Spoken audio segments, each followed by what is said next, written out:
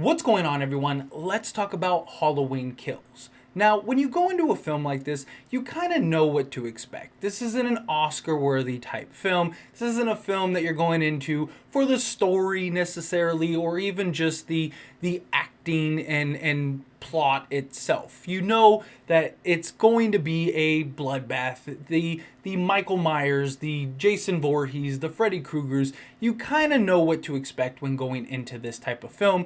The title, Halloween Kills, you know it implies that this is just going to be a bloodbath, a gore fest of Michael Myers, and it's, the in-between film of the trilogy. So it's just kind of like a filler film of the trilogy, really.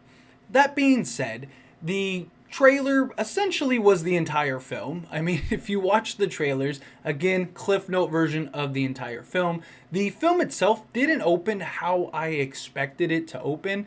Not saying you had to pick up directly after, they jump in the back of the truck and are driving to the hospital, but, there was a pretty good gap. I did enjoy the flashbacks in this scene, in this film period, but even those flashbacks I felt were very random. Like, there's one flashback where it literally, there's no like distinct carryover. Like, there's no separation really. You're in the middle of a scene, and then it like goes to this flashback, and then it like picks back up in the scene, and you're like, okay, like, but you get it. You can follow along. You're like, okay, cool. But again, the way that the film opened, I was not expecting it the way that it opened. I figured it would kind of just jump right in. I figured that the firefighter scene would be sort of the opening scene. And the first like 10 minutes or so was not that. It was, the flashback and sort of like the story in and of itself. They obviously kind of took away, which is what I talked about with 18 when I've touched on it in the past, is that Michael wasn't really after Laurie. Like, even in 18, that was pretty clear that Michael wasn't after Laurie herself, that he just was on a mission, and she was sort of the obsessed one going after Michael, and thus that's how they sort of collided. And then that was really stressed in this film as well, which I thought was pretty interesting. But sticking to the beginning, the Officer Hawkins, for starters, is an absolute terrible shot. Can we talk about how like nobody was a good shot in this film? Like, you have an entire town of people all with guns, and not one person knows how to use them. Not one like the scene in the car, there's like four of them with guns, and like not one of them makes an active attempt to shoot Michael. It really was like driving me crazy, because I'm sitting there watching this unfold, and I'm just like, there's four of you with guns. Like, somebody jump out and shoot them. Like, if all of you did it at the same time, then they're just like standing around getting picked off. It drove me crazy. But I did enjoy the Tommy Doyle and the sort of characters from the past, from the original classic. I thought that was a nice little touch. But even then, like, there were no really backstories to any of them. There was no really, like, it was just like, oh yeah, like, if you've seen the classic, you know who these people are. If you haven't, then you don't know who they are. And it's not even that. There was no real reason for them to be involved in the film, other than, like, Tommy was the one rallying up the troops. But even then, like, he was like too over the top. It was just sort of senseless. Like, a great example was the hospital scene. Like, it was just this like complete nonsense, over the top, just illogical reasoning. Like, and I get it. It was supposed to be like this metaphor that Michael was sort of turning everyone into the monsters themselves, and it was like supposed to be that way, over the top. But I just felt like it was too much.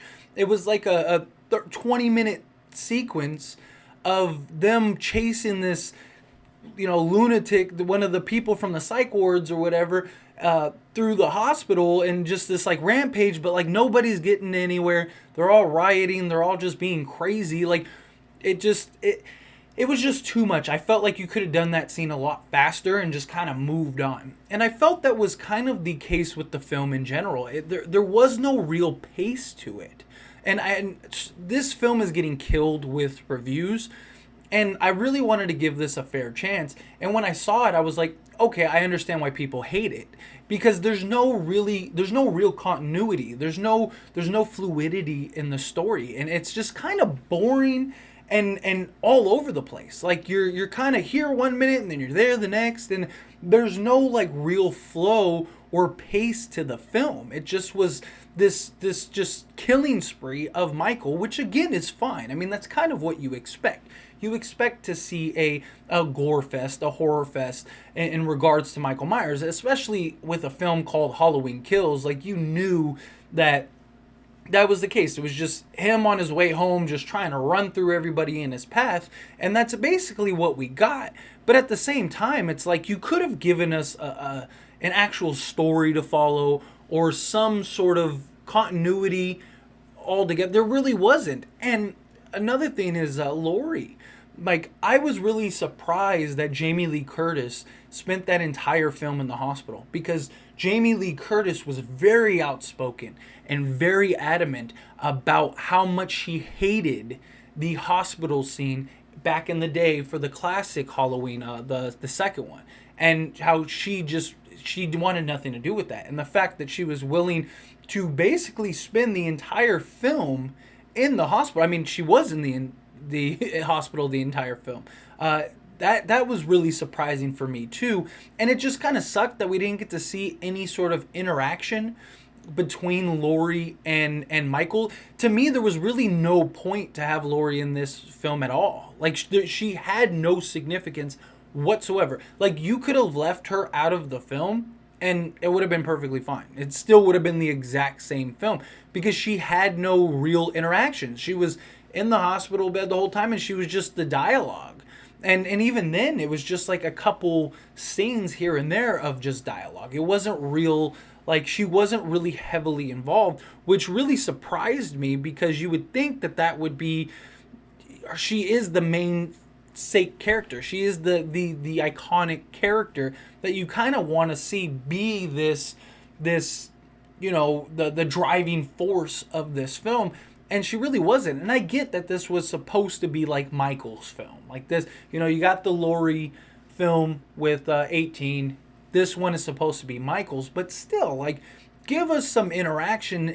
Not even with Michael. It didn't even have to be interaction with Michael. But give us something with Laurie's character that we could at least enjoy and follow along with. And just, again, story was really lacking in this film. It's like they were just like, hey, let's just have a film with just kill. I mean, you could have just this film could have been 15 minutes and would have been a great film. You know, you could have had like a 15-minute clip of just Michael running through everybody, and movie would have been over, and people probably would have been happy about it, because this wasn't a film. This was literally just a slugfest for Michael Myers. And then on top of that, you know, you had the whole frenzy, like I was saying, in the hospital scene. But then you had several sequences where they had a real opportunity to do something with Michael, and just nothing. You know, especially towards the end, like with the mob scene. The mob scene drove me crazy. Like, they all are like hammering Michael to the floor, and then there's like 40 of them, and you're telling me that Mike, and I get, like, They made him even more supernatural than he ever was before. He was always this sort of supernatural entity that just seemed unkillable, you know.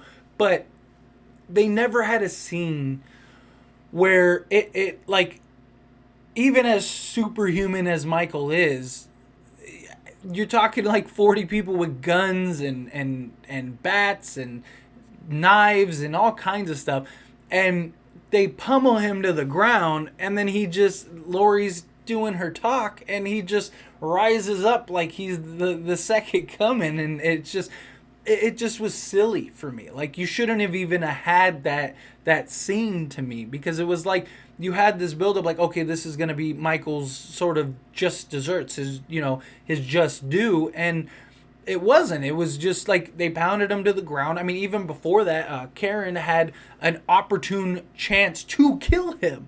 I mean, she got him from the back. She stepped on his face on the stairs, and she pulls out the thing. She could have. Why not take his head off? Like, why not do something to where you definitively kill him and get rid of him? And instead, she takes his mask off his face and runs to the mob. Like, you had it done there. You had your chance to kill. You should have just killed him there. Like, why? Like, even if he was killed by the mob, like, what was the point of that? It was just this.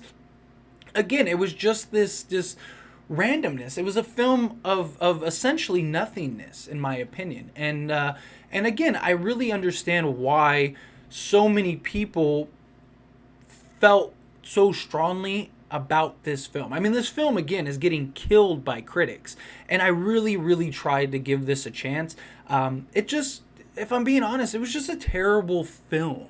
Like, if you're talking like a film, like a movie to see, it just wasn't a good film. Like, and this is coming from somebody that went into this expecting something along these lines. Like, I expected the bloodbath and the gore and the Michael just running through everybody. Like, that I expected, but I expected a little more of a story. Like, 18 was great. It gave us a story. It gave us, that something to follow along with. It gave us something to really take in and from an audience standpoint and enjoy.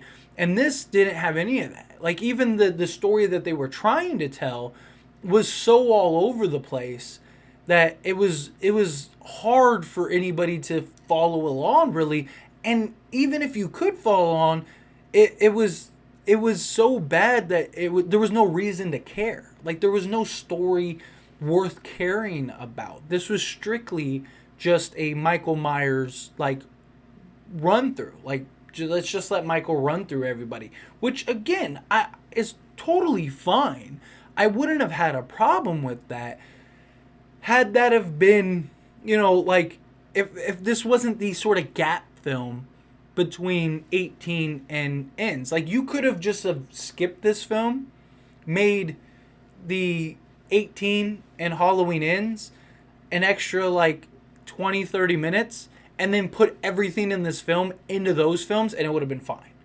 Like, you essentially had a film that could have been 25 minutes long and stretched it out, an hour and a half or whatever it was, and for nothing, because there was nothing to add to it. There was no story. There was nothing that really kept us on our feet. I mean, and I understand now why it was free on Peacock. For people that had Peacock, I don't have Peacock, so I actually didn't. I did the paid route. We went and watched it, and yeah, I just and even my girl, who like absolutely loved 18 and is a huge fan of the Halloween franchise, even she was like, if this was free, I would have just said, like, let's just leave. Like, if we were watching this on Peacock or something like that, she probably would have wanted to turn it off. And I wouldn't have blamed her. I would have probably turned it off too.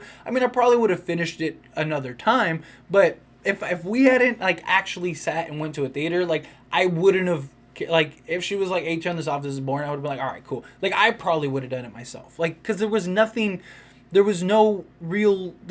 from a fan of Halloween to enjoy about this, other than, unless you just absolutely love watching Michael just run through people, then this may have been the film for you. This might have been a great film. And again, this is from somebody that understood what this film was going in. I completely got and knew what I was getting into with this film, and I was still disappointed. I was still at a loss of like, what, like, this makes no sense. But yeah, overall, like I said, it was senseless. It was randomness. It was just not a good film. And Halloween is not about an Oscar-worthy film. It's not something that you go to see for the the Oscar-worthy performances or the Academy Award storylines. This isn't a Shakespearean play that you're trying to watch through your little binoculars. Like, this isn't that type of film, and I understand that, but you gotta at least have some continuity, at least have some fluidity, at least have some story for people to follow along. This was just a real mess of just, again, randomness, um, just chaos. Just there was no reason to really enjoy this, and I mean, there's a reason that this film is getting killed by even like die-hard Halloween fans. And I'm not like a die-hard Halloween fan. Like, I enjoy Halloween. I love the franchise as a whole. Especially, I'm a huge Scream guy, as we know here on this channel. That being said, it's it just it wasn't entertaining in any way. It just was a bad film. That's the best way to put it. It wasn't a good film. From a film standpoint, it was just not a good film at all. But as always, this is a discussion, and I want to hear from you. So let me know what you think down in the comments below. Do you agree with me? Do you disagree with me? What's your overall opinion? Did you like Halloween Kills? Did you hate it? I've had this per request. Many of you wanted me to make a review video on Halloween Kills, and most of you said essentially the same thing I said, that this was a bad film. So I'm sure most of you will agree with me, but I'd love to hear everyone's opinion regardless, whether you hate it or not. If you did like this film, I would love to hear your reasonings as to why. Because me personally, there was no story, there was no fluidity. As far as like the film itself, everything was just kind of random and sporadic. There was no continuity really with the past film, the 18, outside of like Michael surviving and carrying on through the town. And there was no Laurie Strode really. Like, you could have left her out of this film and it would have been totally fine. So yeah, if you were a fan of this film, I'd really love to hear your reasoning as to why. Because just because I hated it, I'm sure there's many people that truly enjoyed it, and I want to have that conversation. I'd like to hear both sides, both perspectives. But if you haven't liked this video, hit that like button, especially on this kind of video if you like this stuff, because up to this point, I've pretty much only done Scream. So if you're a fan of other types of horror and you want to see me talk about it outside of Scream, then please show this video some love so I can kind of gauge and see if this is something that my audience wants to see for future films, future content in general. If you're not subscribed to the channel, hit that subscribe button, followed by the bell notification so you never miss an upload, and I will see you all in the next one. Thank you.